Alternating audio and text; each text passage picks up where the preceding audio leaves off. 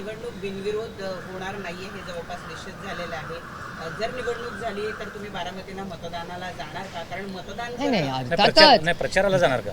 नाही हो असं आहे की एकतर इलेक्शनचं फायनल होऊ द्या। आता आज उद्यामध्ये राष्ट्रवादी काँग्रेस पक्ष अजित पवार गट हे काँग्रेसशी काही बोलणार आहेत का नाही ह्याची खरंच मला काही माहिती नाही।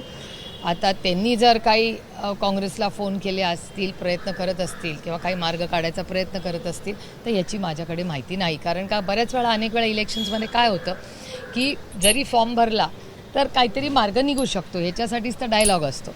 पण आता ते काय करणार आहे त्याची मला काही माहिती नाही, माझी कोणाची चर्चा नाही। एक बरोबर निवड अर्थातच मी मतदानाला जाणार असतो, माझा अधिकार नुसता नाही आहे, ती माझी नैतिक जबाबदारी आहे एक भारतीय म्हणून।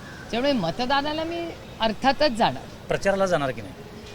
हो प्रचारांचा एकतर म्हणजे तुम्ही त्यांच्या पक्षाच्या वतीने मला आमंत्रण देताय का? मतदानाला जाणार आहात तुम्ही? नाही मतदानाला माझा तो अधिकार संविधानाने दिला आहे। तुमच्या पक्षानं पाठिंबा दिलेला आहे, बिनशर्त पाठिंबा नाही आम्ही बिनविरोध दिलेला आहे। तुम्ही त्या पक्षाचे स्पोक्सपर्सन म्हणून मला जर विचारत असाल तर तुम्ही आमंत्रण देत असाल तर मला एक उत्तर आहे।